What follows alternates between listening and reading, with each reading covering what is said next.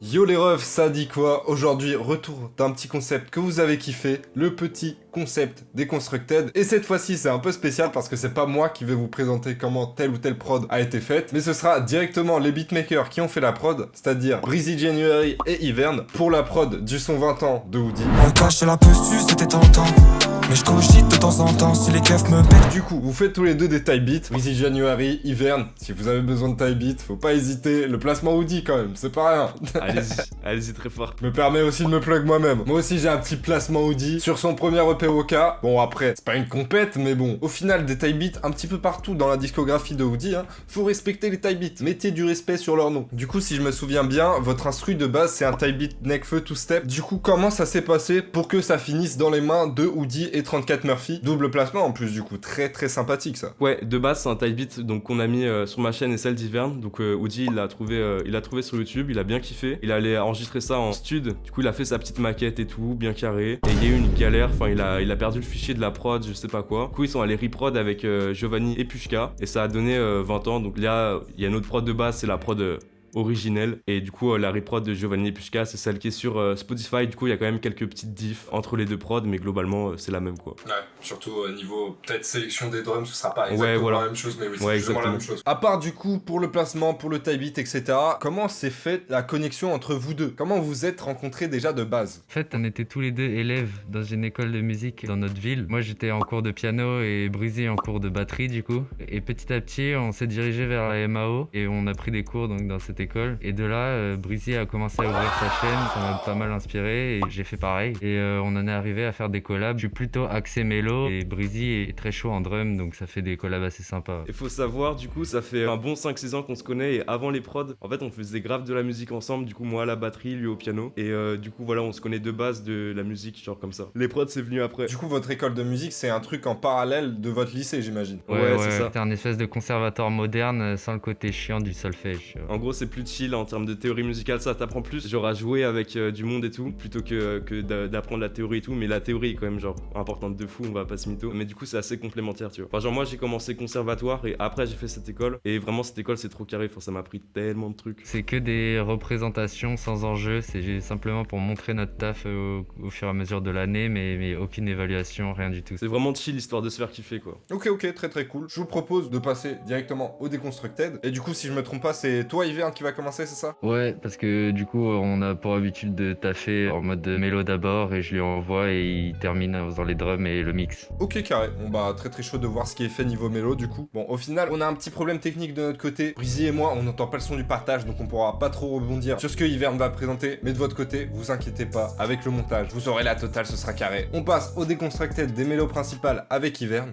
C'est parti. Ça ressemble de fou au truc de base de Mac là. GarageBand, la version ouais, bien amélioré. Hein. GarageBand de base, c'est vraiment Ouais, caca. vraiment. Hein. Tu veux, GarageBand, c'est Paris et Logic, c'est la France, tu vois. Ok, je suis bien sûr de cette analogie. La comparaison, elle est un peu bancale, vu que Paris, c'est pas mal quand même. Non, je parle en termes de taille. Ah, ok. Ok. Du coup, pour cette prod, on s'est dit qu'on allait partir sur une two-step et une two-step un peu novatrice avec des sonorités un peu jazzy. Du coup, je me chargeais des mélos et j'ai commencé tout simplement par plaquer des accords avec un bon Rhodes de Logic. Ça donne ça.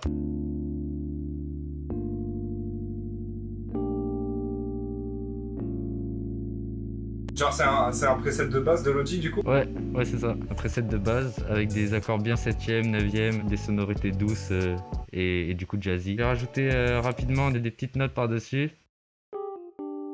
Comme ça. Qui sont toujours avec le même preset que les accords. Donc les deux ensemble, ça donne ça.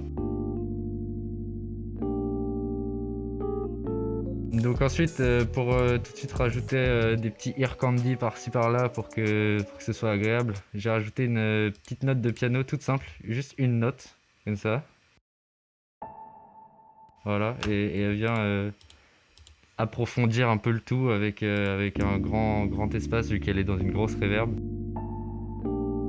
Et du coup, pour revenir sur le côté novateur et pas trop déjà vu, j'ai fait un petit truc bizarre. J'ai enregistré un lead avec un gros bend d'une octave et j'ai fait des grosses automations de volume comme ça, un peu à la schlag, mais Un peu un trémolo de clochard, genre.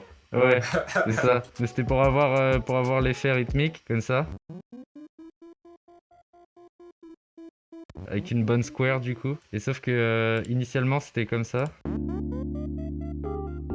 Et pour que ça pète pas le crâne, je l'ai pitché vers le bas.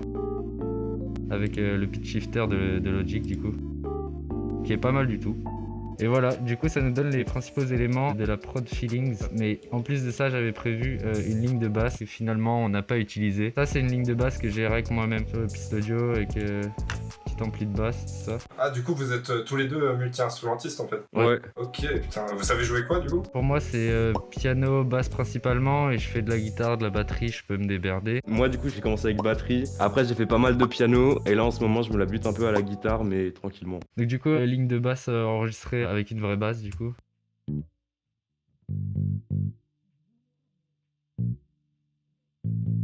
Voilà, mais on l'a pas gardée parce qu'elle collait pas avec la volonté du rendu final. Pour résumer un peu, les 4 éléments principaux de la prod que j'ai envoyés à Breezy sont ceux-là.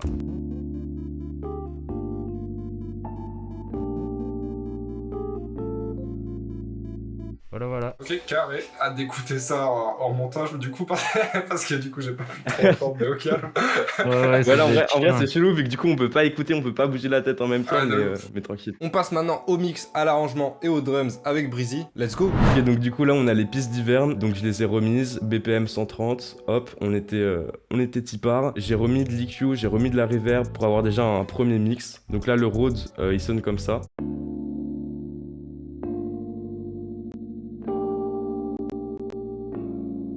On a un petit RC20 avec un peu de wobble, une reverb. J'ai mis un petit Panman aussi, un petit EQ coupe bas classique. Parce que du coup, Hiverne, toi, t'as envoyé que 100 mix en RAW plus ou moins, genre. Ouais, assez dry, ouais, pour qu'il soit libre de prendre la direction qu'il veut. Du coup, la petite note de piano qui est venue se rajouter, là, j'ai même pas fait de mix ou quoi, ça passait crème. Hop, le petit FX d'Hiverne, bien dans de la reverb celui-là. Attends, ça c'est la lead du coup? Ouais. Ouais, c'est ça, Ok, très très stylé. Genre en gros de base, il me semble qu'elle a été super dry. c'est très dry. Comme ça, moi, j'avais vraiment de quoi faire pour le mix. Donc, un petit Valhalla Vintage classique, vous connaissez, et le Panman. Ça, vraiment, ça carry, hein. Limite, toute la prod, c'est ces deux effets-là. Du coup, voilà, avec les deux premiers trucs du début, on a un petit truc comme ça. Et enfin, les autres notes un peu de jazz. J'ai encore remis un RC20, comme tout à l'heure. Pareil, wobble, un peu de disto, petite reverb, le coup bas classique. Et du coup, on a un truc comme ça.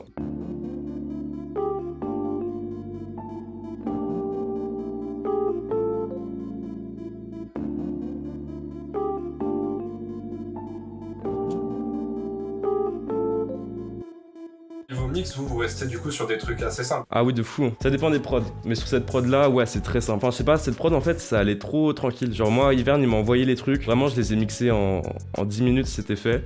Ça sonnait grave assez bien. naturel dans Ouais, c'était super dans le naturel. workflow. Des fois, je galère. Hein. Il y a des prods, mec, je prends tellement de temps pour les mixer. Mais celle-ci, vraiment, c'était tranquille. Je retousse, histoire d'oublier un peu ma maladie. Après, je suis à l'attaque. Ok, je te coupe. Dis-moi, j'organise un... Ensuite, petit truc perso que j'ai rajouté, donc pas grand chose, juste un peu de noise classique. C'est vraiment subtil. Sur RC20, là, quand je l'utilise sur les autres tracks, il n'y a pas de noise du tout. Ok. Et genre une raison particulière, genre juste t'aimes pas le noise de RC20 ou c'est juste... Si. En fait, celle-ci, c'est du noise de RC20 que j'ai gelé et tout. J'aime bien les mettre, tu vois, sur une piste à part. Comme ça, je peux faire mes cuts plus facilement, je peux traiter le volume et tout plus facilement. Je trouve ça grave plus pratique. Et après, ouais, j'ai juste rajouté une petite ligne de sax pour compléter l'intro. Le sensual sax de Contact, que j'ai un peu trop poncé à une époque. Je me demandais justement si c'était sensual sax, ok, je me dis bien. Ouais, c'est celui-là. Avec un petit EQ, le Panman, voilà là encore qu'on retrouve. Et il y a une petite automation de delay aussi, je vous montrerai ça après. Mais du coup, voilà.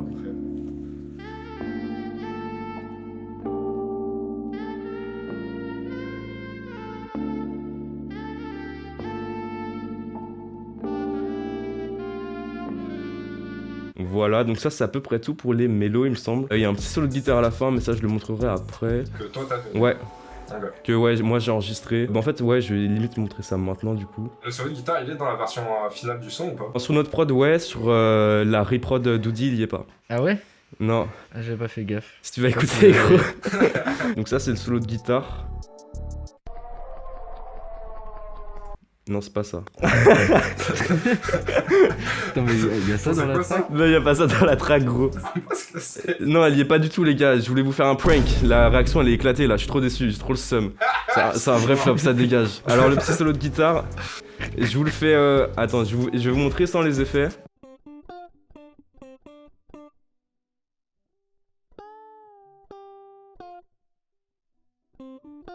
Du coup voilà, vous avez une idée un petit peu du truc. On rajoute un guitar rig, une reverb, un delay, tremolator, RC20, petit EQ, petit compresseur sur la fin. Et ça donne ça. Let's go.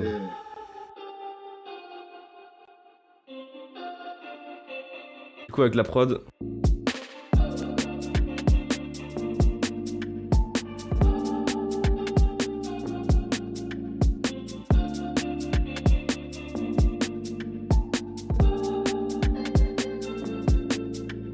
Ok, ça c'est juste avant l'outro, ok. Yes, du coup c'est tout ce qu'on a en termes de mélo. Et maintenant on va pouvoir passer aux drums. Attends, juste avant de commencer, les drums, on fait une petite dédicace à Piprod quand même ou... Ouais, bien sûr, gros. Ah, t'inquiète même pas que Piprod, je vais en parler là. Bah, vous allez voir de toute façon, mais c'est son kit qui a régal pour à peu près 90% des éléments de la prod. Le petit kit two-step de Piprod qui est incroyable. Très très quali que j'ai aussi utilisé dans ma vidéo Two Step. Allez l'acheter, allez donner de la force. Il est incroyable ce kit. Du coup, ça commence avec une snare. Donc, snare de Piprod. On kiffe, classique sur tous les temps. Un peu décalé ou pas? Non, celle-ci pour le coup, elle est vraiment là pour marquer le temps. Et après, ouais, tout ce qui est swing et tout, enfin, je vais vous expliquer. Mais ça vient après avec les petites percles, les petits charlets et tout derrière. Du coup, après, il y a une rime. Il me semble que je l'ai pan. Ouais. Ouais, elle fait gauche-droite. Du coup, il y a un petit pan gauche-droite, histoire de, ça fait plaisir. Après, je rajoute des percs. Celle-ci, de base, ça sonne comme ça. C'est peut-être Piprod ça aussi, j'ai dû découper dans une de ses loops ou quoi. Et je rajoute un panman et encore la reverb de Valhalla. Genre gauche-droite classique? Ouais, je leur montre le petit panman à l'écran. Après ça, du coup, petit charlet classique. Sur tous les temps. Un peu de swing sur ça du coup par contre. Sur cela, non, sur cela c'est encore tout droit. Quand c'est sur les temps pour la two-step, je garde vraiment grave droit. Et quand c'est des notes jouées en 1/16e du coup, là il y a du swing. Je montrerai ça un peu avec le kick. Cosmos, ce qui te donne l'impression de groove là, c'est que les rimes des contretemps, elles sont quantifiées en triplettes. Du coup, ça donne Ouais. tout de suite le côté bien plus naturel du truc. Donc ça c'est des charlets qui viennent de Addictive Drums. Je crois que c'est le seul élément qui est non Piprod dans cette prod, donc voilà. Après j'ai rajouté encore un petit charlet, un open hat cette fois. Classique, les contretemps. Donc là en vrai pour l'instant le seul truc qui groove un peu c'est les rimes en haut, sinon c'est vraiment du full tout droit. Et petit FX, donc ça c'est encore le kit de Piprod, les petites voix qui viennent marquer les temps. Et celle-ci qui est sur la snare. Ouais. Ah, je savais pas si c'était aussi du kit de Piprod, ok. Putain, marrant. Donc là on enchaîne avec le kick, assez simple. Du coup il y a du swing dessus. Hop, sur Ableton en fait ça marche comme ça. Je sais pas comment c'est pour Eiffel, mais en gros sur Ableton t'as des pools de grooves. Et en fait du coup tu vas chercher dans tes grooves, juste ici. Et tu peux drag plein de grooves différents. Donc c'est grave pratique. Niveau du swing, pour Eiffel, il y a un truc similaire, je vais l'afficher vite fait sur l'écran. Genre c'est un knob que tu peux tourner et ça te permet d'avoir un petit peu de swing. J'espère que ça marche pas sur les mélos. En tout cas ça s'applique sur tout ton projet. Donc c'est un peu moins bien que Ableton. Et aussi, t'as qu'un seul knob. Genre tu peux pas avoir différents types de swing et tout. Petit point pour Ableton là-dessus, malheureusement. Let's go. Mais voilà, je vous donne cette petite info si vous voulez tester de votre côté. Du coup, vas-y, je ne t'interromps pas. Vas-y t'inquiète, ça me permet de reprendre mon souffle gros vu que là la maladie. À chaque fois je suis mort à la fin. Là du coup j'ai ce groove là. Et ouais, du coup, de ton côté, c'est juste sur les temps. Voilà, genre moi je les mets sur les temps. Après le truc s'applique tout seul. Du coup toutes les drums ça donne ça.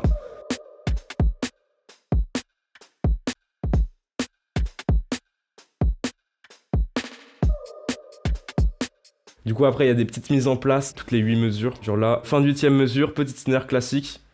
Comme ça, avec une petite reverb. Un delay. Un EQ pour couper un peu les graves. Comme ça voilà, ça prend pas non plus trop de place dans les graves. Et ça donne ça. Donc voilà, c'est plutôt sympa. Et à la fin, pareil, j'ai fait une petite mise en place. Genre, on a tout qui est sur les temps pour la dernière mesure. Et ça permet de transier avec le refrain. Du coup, ça donne ça.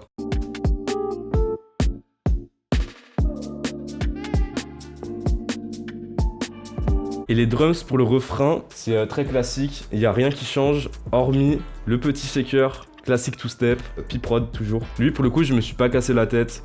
C'est vraiment, je l'ai stretch comme il faut avec le BPM. Et du coup, ça passe grave bien.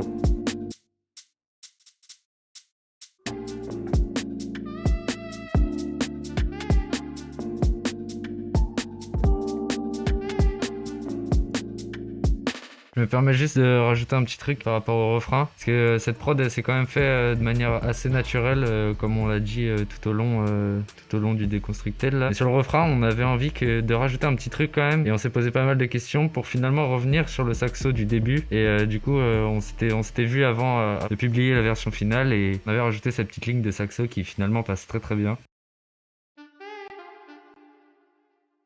Très simple. Ça, c'est juste la petite automation dont j'ai pas parlé tout à l'heure. Juste petit tricks, hop, juste un petit delay qui vient se ramener sur le pont. Ça fait comme ça, le saxo il part tranquille. C'est un ping-pong, gauche-droite. Assez subtil, mais ça permet d'avoir la coupure pas trop brute non plus. Et je pense qu'on est bon. Hein. Très très solide comme frein. Encore une fois, moi c'est l'un de mes sons préférés en plus de son EP, enfin de son album, je sais pas ce que c'est. Vraiment beau taf, hein. Cimer. J'aime beaucoup. Et c'est carré, merci encore à vous. Bah merci à toi, mec. à toi. Ça fait plaisir de fou. N'hésitez pas à aller leur donner de la force sur Insta. Et si vous avez besoin d'instru, n'hésitez pas à aller checker leur chaîne. Les liens sont dans la description. Et si vous avez kiffé la vidéo, vous allez sûrement kiffer mes autres Deconstructed. Dans celle-ci, je vous montre comment Babylone de Népal a été composé de A à Z. Deconstructed validé par Shazam. Oh, let's go, let's go! Et si vous êtes plutôt New Wave, dans celle-là, je vous montre comment 0 BPM de Snowrun a été composé. Deconstructed validé par DJ33 Needler himself, que demander de plus? Et sur ce, je vous dis à la prochaine, prenez soin de vous et de vos proches, et ciao!